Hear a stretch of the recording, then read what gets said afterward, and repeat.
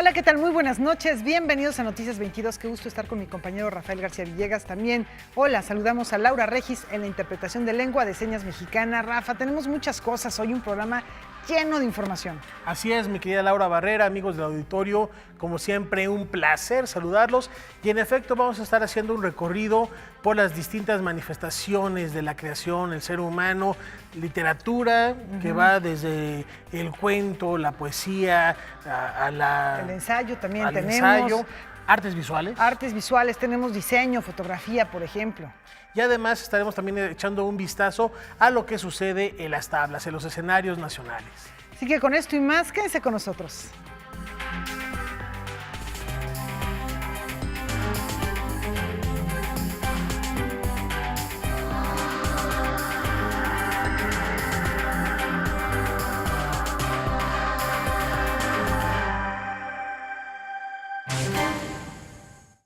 Bueno, vamos a empezar con una iniciativa interesante. La Universidad Autónoma Metropolitana busca seguir impulsando la afluencia cultural y literaria en la zona norte de la capital con la 5ª edición del LibroFest Metropolitano. Con el tema Juventud Solidaria, Cultura y Política, así como Bolivia y Puebla como invitados especiales, el LibroFest Metropolitano llegará a su 5ª edición en la unidad Azcapotzalco de la UAM. Tenemos desde visitas escolares para niños de primaria y secundaria, que los invitamos a visitar el Museo de San Carlos y el Museo de la Luz, que van a estar ahí en esta edición de 2018. También tenemos foros académicos donde invitamos a especialistas en determinado tipo de temas. En este caso, los temas centrales van a ser en el Foro de Derechos Humanos, diversidad étnica, diversidad cultural, diversidad sexual, y el foro sobre desarrollo urbano y planeación. En el marco de este espacio del Domo Ferial, contamos con la realización de talleres para niños, en donde hay participación a partir un poco de nuclear a todo lo entorno de las escuelas de alrededor de Azcapotzalco. Por ejemplo, vamos a realizar un encuentro de arte público, un tercer encuentro de arte público con gente de Costa Rica. Vienen 10 profesores universitarios, artistas plásticos, artistas de la calle, a realizar un proyecto mural, un conjunto de eventos, mesas de discusión sobre lo que es el muralismo monumental, el nuevo muralismo, o el graffiti, o el stencil, todas estas técnicas que han proliferado mucho en nuestras ciudades.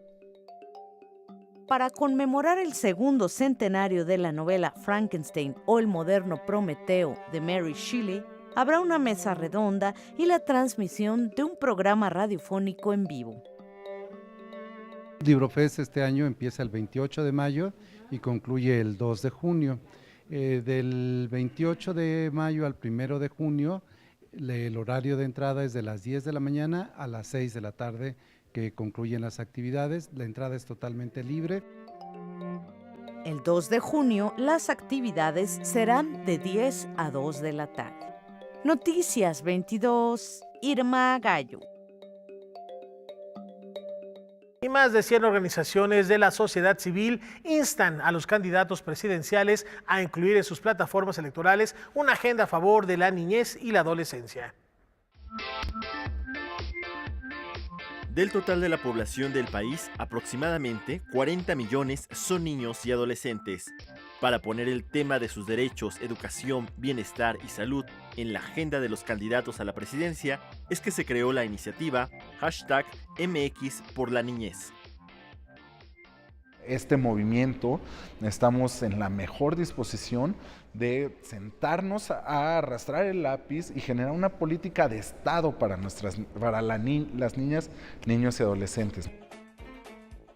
El documento, el cual ya se les entregó a los candidatos a la presidencia, contempla puntos como fortalecer el Sistema Nacional de Protección Integral de Niñas, Niños y Adolescentes, mayor inversión pública, mejorar los servicios de salud, mayor protección contra todas las formas de violencia e impunidad, educación de calidad, mayor participación efectiva y sistemática, protección a niños y adolescentes migrantes, atención a grupos vulnerables y mayores estímulos a grupos de la sociedad civil. Los números son muy impresionantes, o sea, sí hay mucho camino por hacer. Desafortunadamente, sí, está legislado, están creadas las instituciones, o no necesariamente se está transformando la realidad de la niñez en este país, ¿no?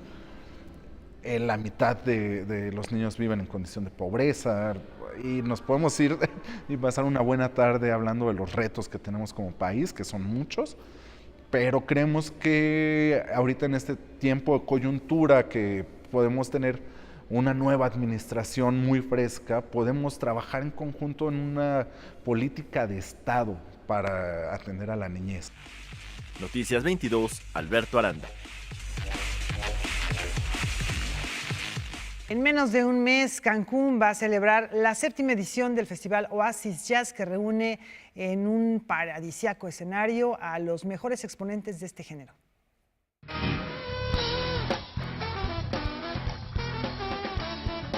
El Festival Oasis Jazz U llega a su 7ª edición con un programa que incluye 4 conciertos de bandas nacionales e internacionales. Organizado por Oasis Hotels and Resorts y Fundación Oasis, este encuentro musical se realizará en Cancún. Este año, para el 2018, tenemos a 2 grupos mexicanos extraordinarios, que son el grupo Los Brass y San Juan Project. Y grupos internacionales son Repite Trombone Shorty, y viene Stanley Clark, que es un extraordinario músico y que se van a presentar el día junio 1 y junio 2, viernes y sábado. Esta fiesta de la música, que se creó en 2012 como secuela del Festival de Jazz, organizado en Cancún en 1988, después de que el huracán Gilberto azotara al estado de Quintana Roo, destina la recaudación de las entradas en su totalidad en beneficio de programas culturales, de desarrollo comunitario, medio ambiente, discapacidad, educación y salud. Se va directamente a grupos que a su vez tienen diferentes objetivos, como por ejemplo mujeres víctimas de violencia intrafamiliar, situaciones culturales, niños en posición de calle. El año pasado juntamos 54,000 huevos de tortuga que logramos rescatar y regresar estas tortuguitas al mar. Con información de Karen Rivera, Jocelyn Ontiveros, Noticias 22. Bueno, se va a poner bien. A que darse una vuelta a Cancún. ¿Y qué te parece, Laura, si en un ratito más nos echamos un clavado al librero de Canal 22? Vamos a ver qué nos ofrece.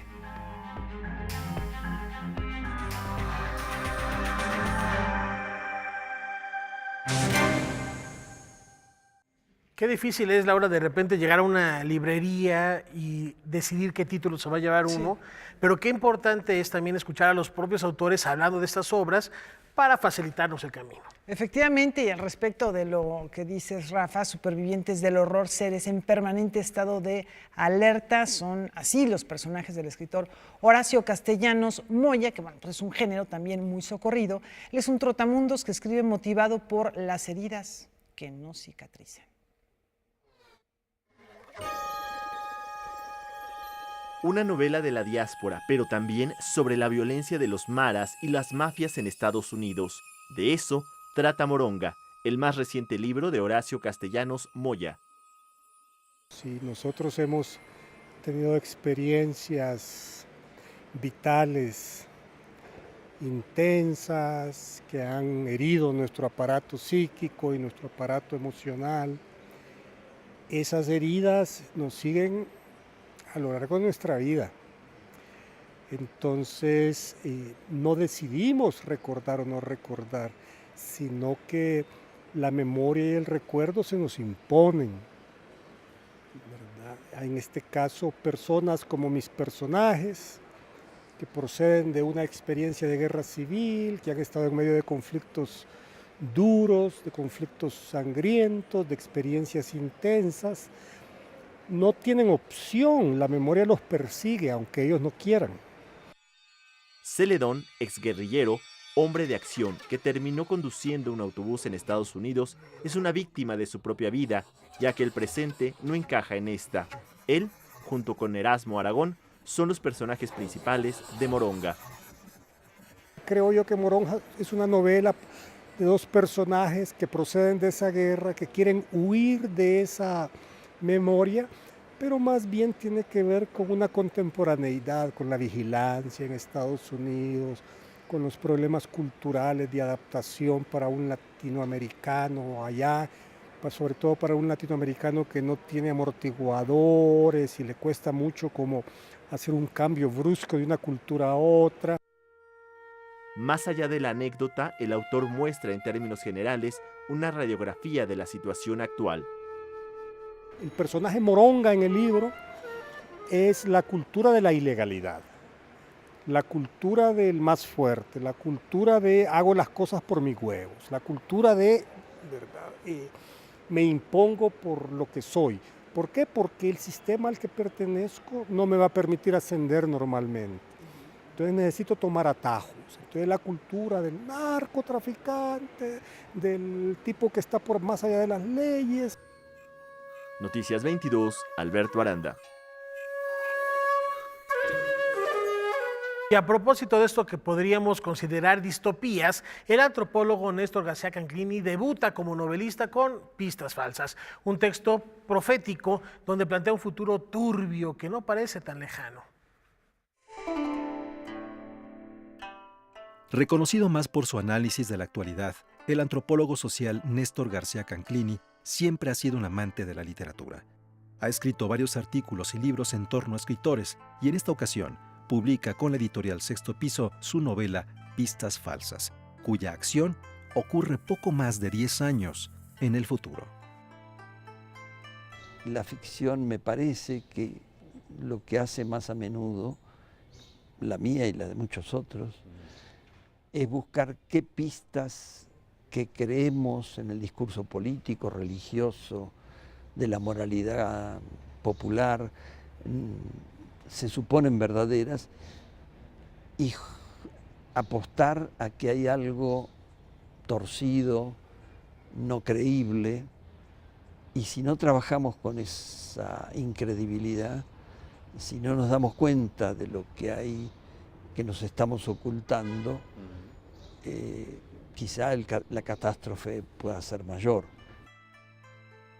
El protagonista es un arqueólogo chino que decide salir de su país, ese del que se dice tiene mucho futuro, y se deja llevar por esas regiones del mundo sin futuro, como es considerada Hispanoamérica, principalmente en España, Argentina y México, donde observa las capas de la sociedad y cómo se preparan para lo que se avecina. Y le asombra la descomposición relativamente análoga a la de China, entre la informalidad y la ilegalidad, entre la violencia y asesinatos. Aquí no es quizá enteramente ficción, hay partes que uno las podría aislar como secciones de ensayos, media página, no mucho más. Predomina el trabajo narrativo y el trabajo poético, que es algo que he practicado muchos años, pero no me había atrevido a publicar. Para Néstor García Canclini, la forma en que ha escrito esta novela es pensando en la intertextualidad que hoy la tecnología nos ofrece, para narrar a una sociedad que no tiene un relato, pero que interactúa. Las piezas de dominó, muchos actores destacados de la actualidad las están moviendo por casillas que no corresponden. Entonces, más bien, yo diría que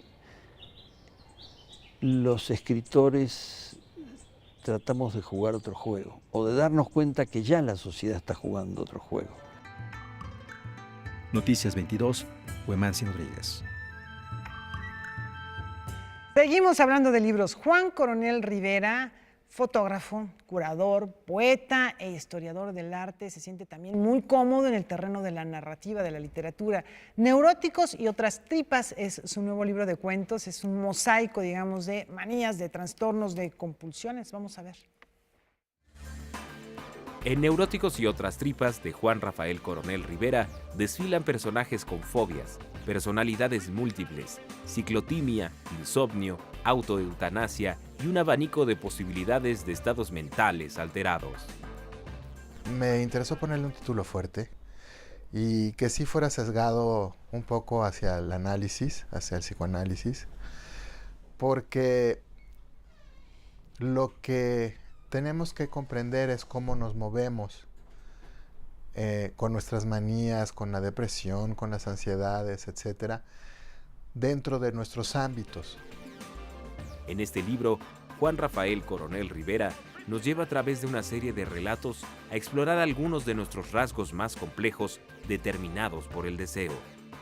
Este es un compendio de 10 relatos, 3 de los cuales escribí hacia los años 80, son los últimos 3, y aparecieron en Sábado. Y los otros 7, estudié un poco el tema que tenían los anteriores, que no quise dejar que se olvidaran, y continué este tema un poco relativo a la neurosis que se gesta dentro de la familia, porque es un tema que tenemos más o menos estructurado. Nos encontramos frente a una miscelánea de compulsiones que desde una idea de libertad nos permiten ver cómo los personajes están atados a sus apetitos, pero ¿cuáles son los vasos comunicantes entre ellos? Hay 2 vasos principales, uno que es el espacio, casi todo pasa dentro de una casa, son puras casas distintas, y utilizo este espacio casi sin describirlo, precisamente como para que el lector se identifique con lo que tenga él imaginado de su cuarto, de su departamento, de su casa. Y el otro es que es un entorno que les es muy familiar. Y esto es lo que unifica, digamos, la lectura. Y lo que viene a ser disruptivo, lo que la fractura, es precisamente las historias individuales. Neuróticos y otras tripas es una publicación de Talamontes Editores y ya se encuentra disponible para los lectores. Con información de Salvador Perches Galván, César H. Meléndez, Noticias 22. Ya que estamos haciendo este análisis de la psique humana, ahora los invitamos a repasar los pecados capitales, pero desde la muy particular mirada del artista chileno Mauricio Toro Goya. Una reflexión crítica en torno a la imagen, aparejada a una concepción fotográfica que busca integrarse al proceso editorial y de lectura, fueron las premisas del fotógrafo Mauricio Toro Goya para crear el fotolibro Impius. La publicación organiza las imágenes en capítulos titulados Con los pecados capitales. Es un libro que es la conclusión de un proyecto que desarrollé durante 3 años, que tiene que ver con una mirada sobre los chilenos y esta relación del desarrollo de las políticas económicas y sociales, ¿no? Que es como un espejo de lo que pasa en Estados Unidos, ¿no?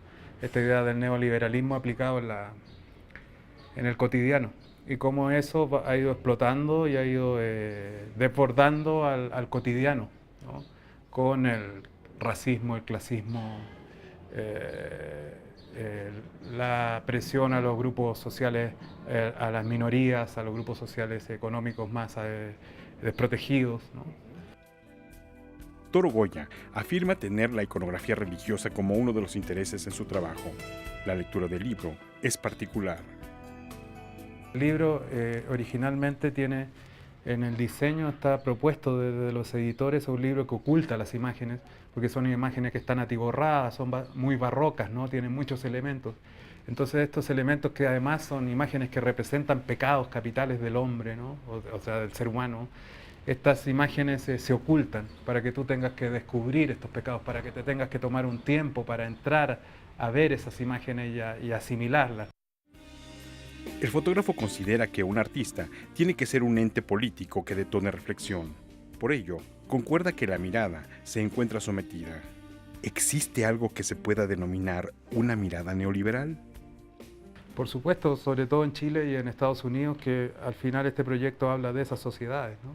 Son sociedades que controlan el quehacer, incluso cultural, la cultura de masas, incluso las culturas elitistas también están controladas por este sistema, y lo que trato yo es marginarme de ese proceso desde una mirada crítica. Vivimos en una sociedad que está constituida de esa forma, políticamente y económicamente, no nos podemos marginar absolutamente, pero sí podemos ser críticos, ¿no? y ser consecuentes con el actuar. Impius es una publicación de la editorial peruana KWY. Noticias 22, Víctor Gaspar. Y a ver qué les parece esto. El escritor y periodista peruano Renato Cisneros vuelve a indagar en su árbol genealógico para recuperar 2 siglos de una obsesión llamada familia. A mí el tema familiar siempre me obsesionó, ¿no? Mi familia siempre me obsesionó, mi familia paterna.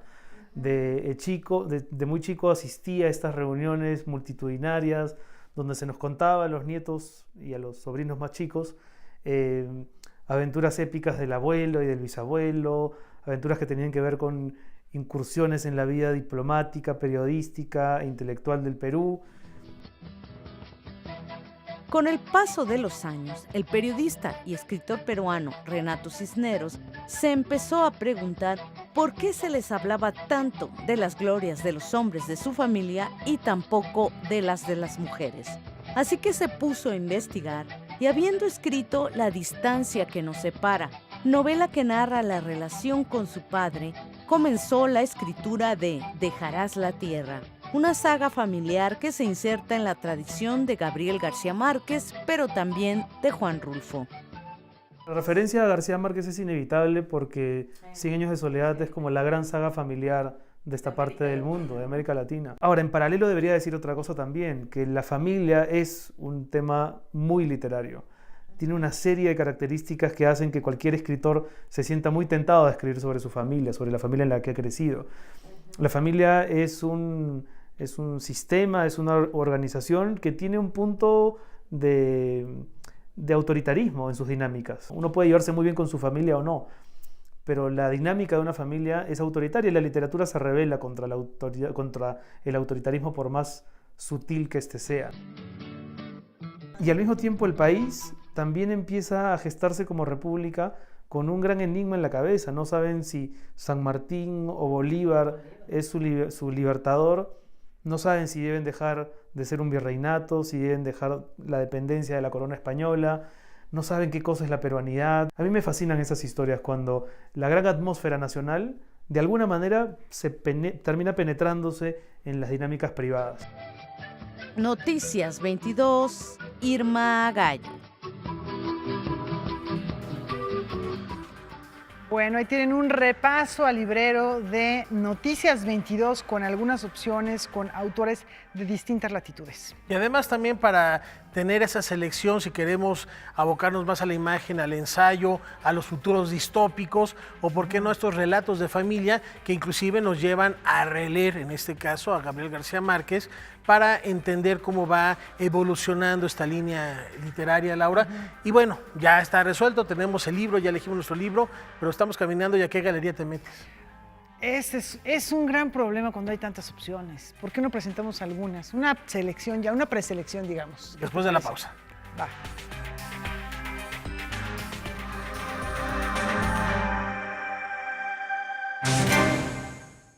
Bueno, y a continuación, Rafa, tenemos varias posibilidades para ver lo que decías, artes plásticas, artes visuales, a partir de materiales muy particulares. Una de ellas tiene que ver con la tinta, la que nos vas a presentar a continuación, y que además está vinculada no solamente con una tradición, sino traída al mundo de hoy.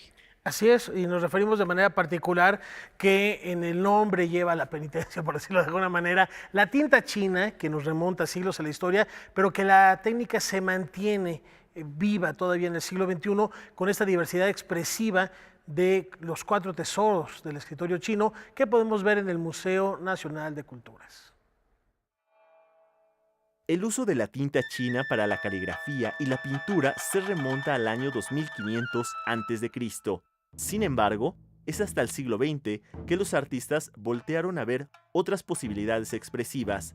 La muestra Intermedio nos permite ver el trabajo de 11 artistas contemporáneos chinos nacidos en la década de los 60 y 70.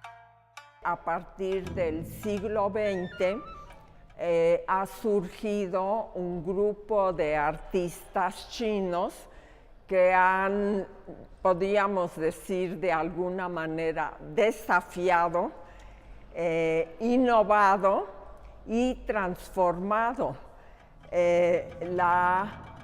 no solo la técnica en sí.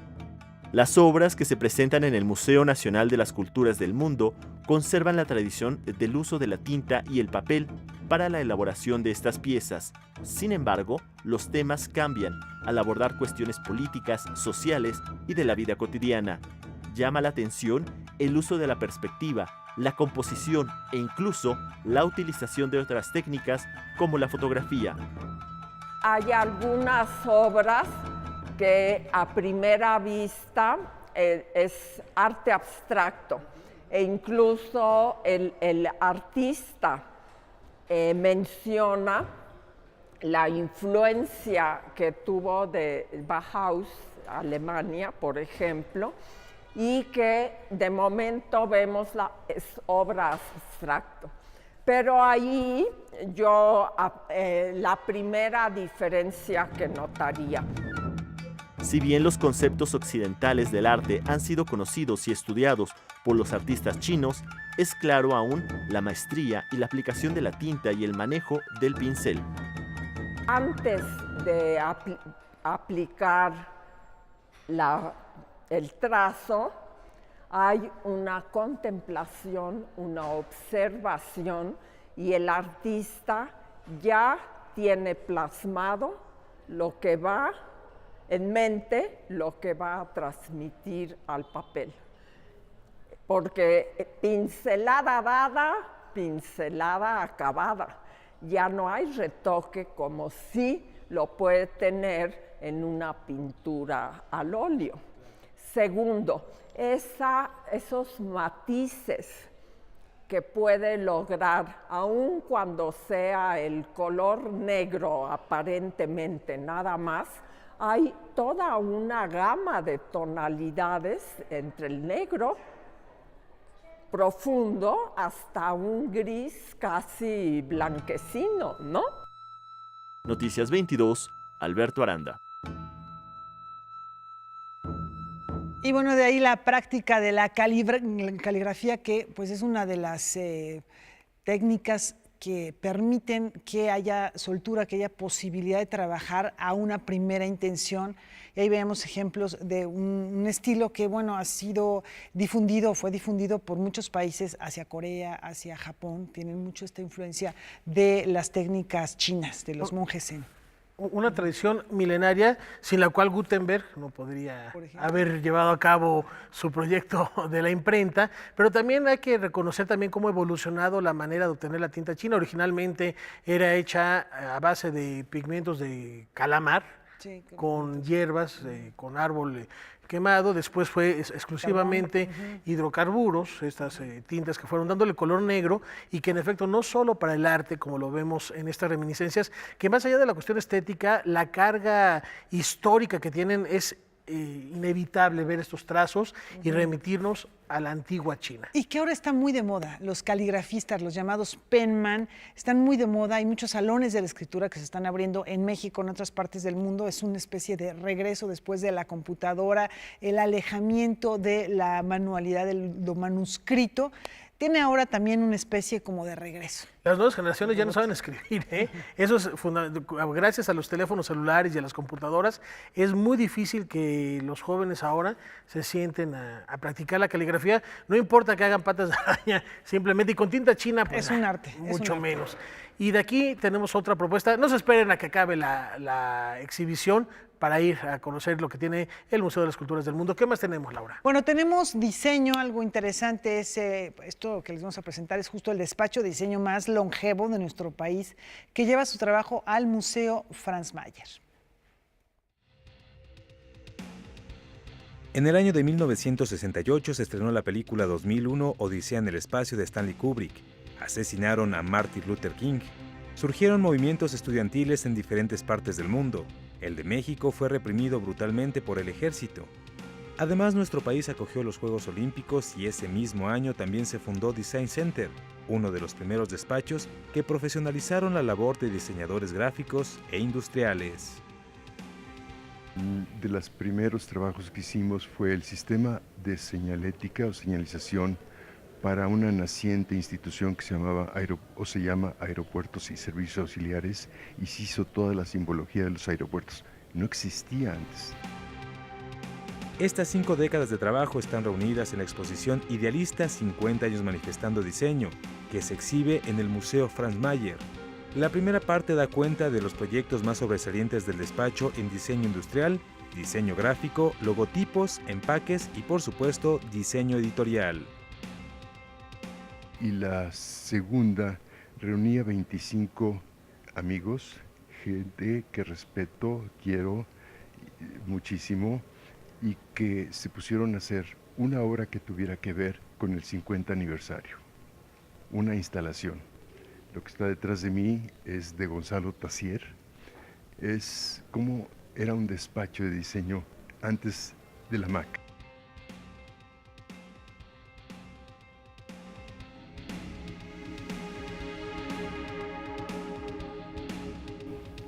Yo le pido a mis diseñadores, cada vez que les doy un trabajo, primero apaguen la máquina, piensen, analicen, investiguen, dibujen, y una vez que tengan la respuesta, la máquina es muy buena implementadora de esos diseños.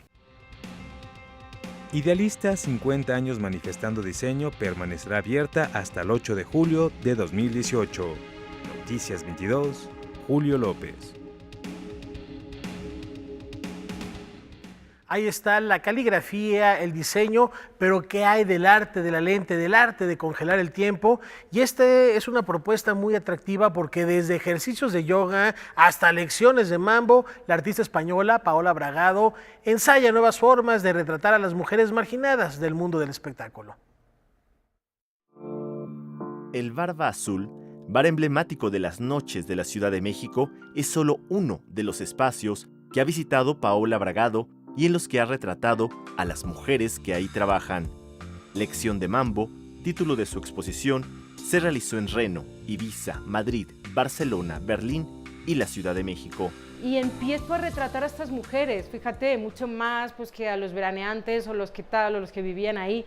Empiezo a retratar a estas mujeres, me llamaba mucho la atención cómo bailaban, y ha sido como el hilo conductor el baile de todos estos lugares que tú dices. Más que nada son mujeres que al fin y al cabo esa constante es que sufren una cierta marginación porque bailan. Ya pueden ser strippers, ya pueden ser bailarinas árabes, ficheras o gente del espectáculo de Europa del Este en Europa. Siempre al final lleva como un estilo de vida un poco al margen de ese esto está bien, esto está mal. Y es a través del baile. Además de la muestra, se ha editado el fotolibro en donde las vemos a ellas posando, pero también empoderadas y alejadas de los estereotipos que una sociedad moralista les impone, pero que al mismo tiempo les demanda estar ahí. Mostrar ese lado de poder, ¿no? Pues realmente tú cuando estás viendo a estas mujeres bailar delante de ti hay como un cierto hipnotismo. Todo esto me lleva cuando llego a México a hacer un trabajo con las ficheras, y estas imágenes que veis aquí, que son raras, de qué hacen haciendo yoga, ¿no? En el Barba Azul, en un sitio donde todo el mundo, muchos lo conocen, y de los retratos que empecé a hacer a ellas, empecé a pensar cómo se les podría retratar hoy en día, que todo el mundo tenemos una cámara, todo el mundo somos fotógrafos, están hartas de que se les fotografíe, de que se suban a la red, de que se hagan comentarios. Después de recorrer por años el mundo, Paola Bragado llegó a México para vivir el trato que se le da a la mujer, no solo en estos lugares de baile. He notado en México que es súper triste, y por eso también me ha chocado y he tardado en el trato que hay a la mujer en cuanto físicamente. Pues yo he ido en metro y me han metido la mano por arriba, por abajo, he ido en bici, se ha lanzado una moto contra mí que yo creía que se echaba y no, querían tocarme. Hay eso de la mujer que es muy bestia, entonces en estos lugares está como todavía más sobre la mesa, porque parece como que el cliente puede hacer lo que les dé la gana, ¿no? Así como dices, en otros lugares no le puedes poner una mano encima porque realmente se te cae el pelo, y aquí parece que eso, pues que no es importante. Noticias 22, Alberto Aranda. Bueno, se ha habido una transición muy interesante de mediados del siglo pasado hasta estas fechas entre estas mujeres, las llamadas rumberas, las bailarinas de cabaret, hacia lo que ahora se conoce como table dance, que sí es baile, es centro nocturno, pero son maneras diferentes de acercarse hacia estas manifestaciones, ¿no? Y ahora hasta como terapia de condicionamiento físico dan clases de pole dance, el famoso baile del tubo. Está muy de moda. No lo hagan, compañeritos, es muy peligroso. ¿Ah, sí? Hay que tener mucha fuerza en el abdomen. Dicen. Eso dicen. Habrá que hacer investigación de campo también para que ir a ver, ¿no? averiguarlo. Pero bueno, pues son manifestaciones, son la transformación de nuestras ciudades, del mundo urbano, de la vida contemporánea, influenciada también por lo que ocurre en otros países. Y también cómo vamos heredando las culturas, y de esto va la siguiente propuesta, Laura. Efectivamente, bueno, pues es algo que tiene que ver con nuestra historia prehispánica, nuestra historia colonial, que se modificó con la llegada del caballo a este lado del Atlántico. ¿Se pueden ustedes imaginar que llegaran los conquistadores españoles montados en estos animalazos? Bueno, pues América desde entonces se convirtió en tierra de jinetes.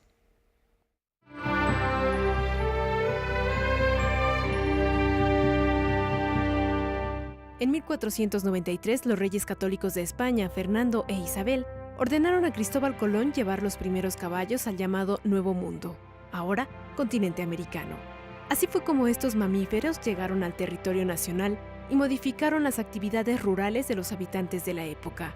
Con el objetivo de mostrar la cultura ecuestre en la geografía americana, el Palacio de Iturbide presenta la exposición América, Tierra de Jinetes, del charro al gaucho, siglo XIX al XXI. Está pensada para recordarnos a todos que parte de nuestra identidad se encuentra en la cultura rural, viene del campo y viene precisamente, quizá en gran parte, de esta unión de el caballo y el jinete. El caballo va a transformar la vida de los habitantes de los pueblos indígenas de este continente, porque aquí no había un animal que fuera de carga, que ayudara al transporte, y este animal es maravilloso para eso en todos sentidos. Además también con el caballo después va a llegar el ganado. El vaquero que empieza a cuidar a ese ganado va a ir evolucionando en nuestra tierra, en lo que fue la Nueva España y después México. Después va a ir adquiriendo ciertas costumbres y tradiciones que van a producir después, con el tiempo, el charro.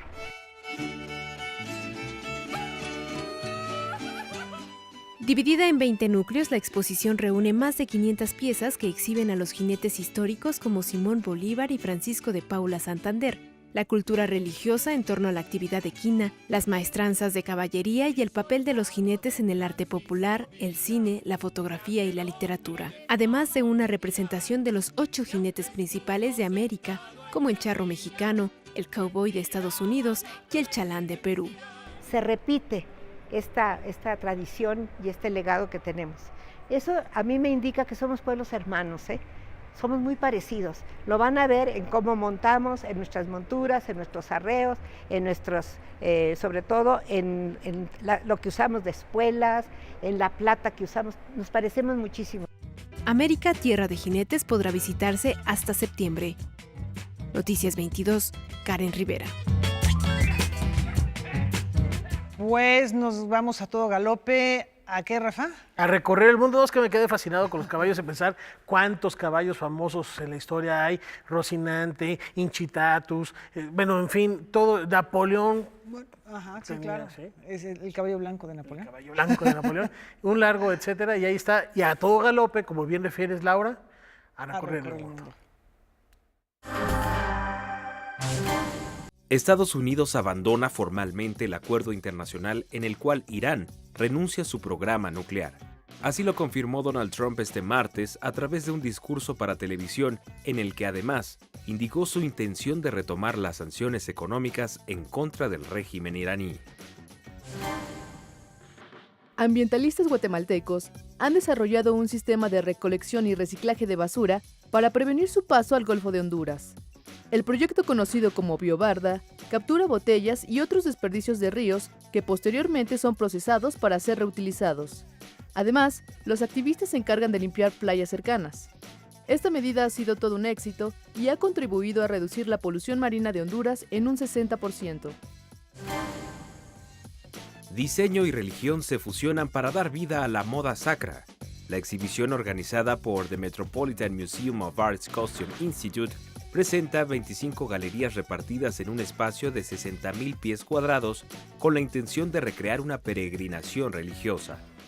Entre las piezas expuestas se encuentran 40 artículos de la colección del Vaticano y varias prendas de monasterios franceses diseñadas por Alexander McQueen, Dolce & Gabbana y Balenciaga. Está bueno el modelito. Está padre el modelo. Y seguimos hablando de caballos. Está Babieca. Babieca del Cid Campeador. El caballo de Troya. Tornado, el del zorro. Y nos decía nuestro productor que Mr. Ed también. Mr. Ed, el de Toy Story, Tiro al Blanco. Efectivamente, oye, ya. Tiro Loco McCrow, bueno, en fin. Vamos a un corte y regresamos para ver qué pasa en la escena nacional.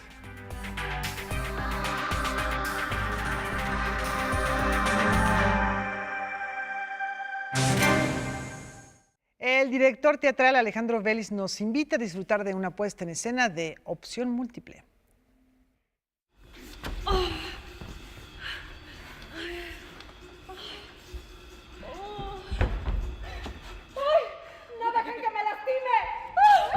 Diana tiene 5 personalidades.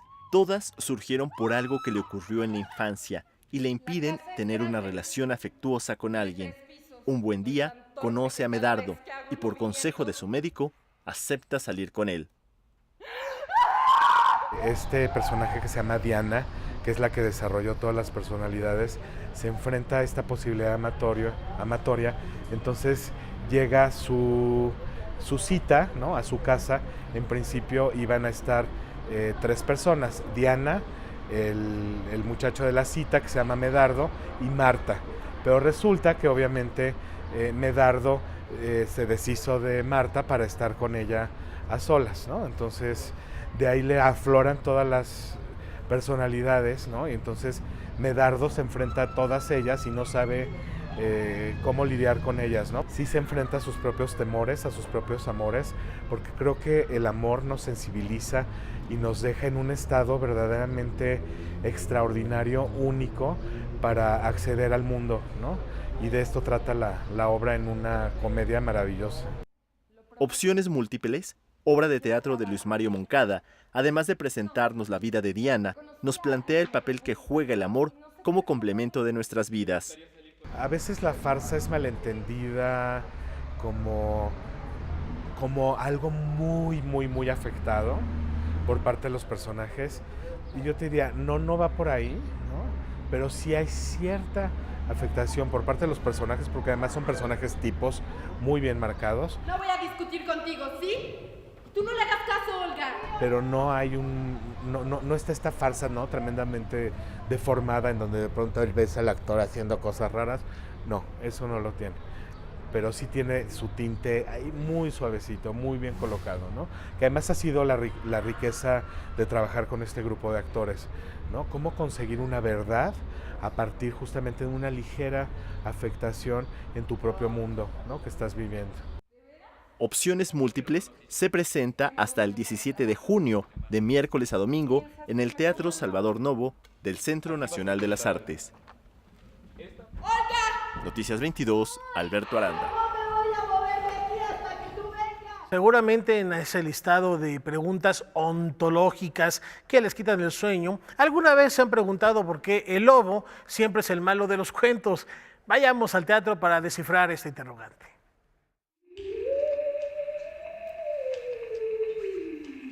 Lobezno está harto de ser un lobo de zoológico. Aspira a ser un lobo de cuento y por eso se despide de sus padres para aprender el oficio y convertirse en un personaje de esas narraciones. Es la trama del montaje infantil Que viene el lobo, de la compañía Mondomeraki. Pero cuando llega a los cuentos encuentra que la realidad no es así, porque el único papel que le dan a él es ser lobo feroz y él no está de acuerdo. Es una reflexión en torno a muchas cosas, a la migración, a la búsqueda de una identidad propia, ¿no? Sin renunciar pues eso, a tus ideales. Este montaje abreva ligeramente de historias de lobo clásicas como Caperucita y los Tres Cochinitos. No obstante, su singularidad le ha asegurado más de 800 representaciones en diversos países e idiomas, a lo que se suma su propuesta de títeres. No es un espectáculo unipersonal.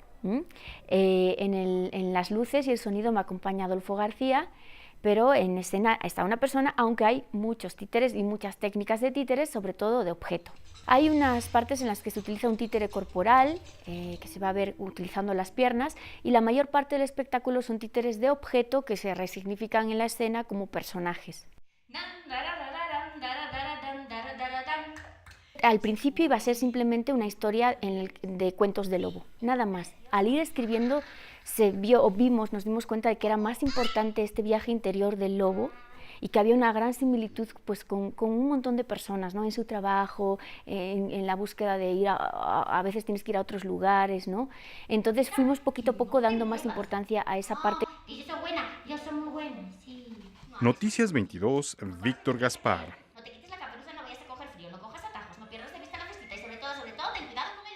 Y en el Teatro La Capilla se presenta Ofelia o La Invención de la Belleza. Es una puesta en escena que se inscribe en lo que podríamos llamar una categoría poco común de montajes basados en una obra pictórica. Vamos a verlo. ¿Por qué pintar a Ofelia? Todos los actores menosprecian a Ofelia. Entre 1851 y 1852, el artista británico John Ebbard Mille pintó el cuadro Ofelia, inspirado en la joven enamorada de Hamlet de Shakespeare que se ahogó en un río. Considerada la Mona Lisa del Reino Unido, esta pieza motivó al director mexicano Álvaro Cerviño a escribir la puesta en escena Ofelia o la Invención de la Belleza, en la que también muestra la vida de Elizabeth Siddal, modelo y poeta que trabajó con Mille. Pensando en ese momento donde este niño prodigio, tenía 20 años, Mille, cuando pintó esa cosa, tiene una modelo que tiene pensamientos revolucionarios, pensé que sería muy interesante que entablaran un diálogo para ver qué sucede en la mente del pintor cuando pinta, o del dibujante cuando dibuja, cómo percibe el mundo cuando está conectado con esa arte, y el modelo cuando es observado. Está siendo vigilado por su tío y hoy padrastro Claudio.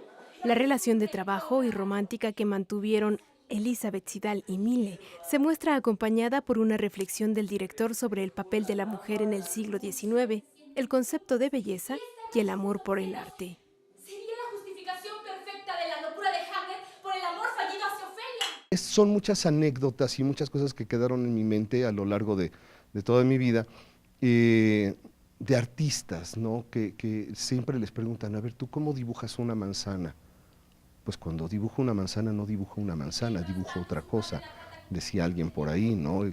Opiniones de Picasso, de Matisse, de Van Gogh y de todas estas cosas que he leído, y que estaba buscando la manera de vertir en dos personajes que tuvieran este diálogo, y Mille y Elizabeth Siddal se prestaron. Ahora se has leído demasiado. Con Darlene Lucas y Carlos Herrera como actores principales, Ofelia o la Invención de la Belleza se presentará todos los domingos hasta el 24 de junio en el Teatro La Capilla. Noticias 22, Karen Rivera. Como a una semidiosa. Bueno, pues tienen ahí varias opciones interesantes para el teatro, para que lo vayan preparando en estos días. Desde mañana hay funciones, entonces no hay pretexto. Y nos vamos a despedir, como es costumbre, con música, celebrando a uno de los jazzistas contemporáneos más perfeccionistas que hay en la escena. Keith Jarrett está cumpliendo 72 años de vida. Él tiene una formación muy ecléctica, porque además interpreta de manera magistral a los clásicos, y su peculiar atracción es improvisar desde cero, llegar a crear conciertos, y lo ha hecho en Colonia, en Tokio. El famosísimo en Viena. concierto en Colonia, yo creo que es uno de los más celebrados, y además tiene una corporalidad, una gestualidad cuando está interpretando, que incluso en las grabaciones uno escucha la respiración, la emoción que transmite cuando está frente al piano. ¿Está cumpliendo? Inclusive tararea 73, me están diciendo 73 años que ¿verdad? Jared. Le enviamos un fuerte abrazo y los dejamos con música y la invitación a que nos acompañen mañana en el horario de costumbre Noticias 22. Muchas gracias. Hasta mañana, buenas noches.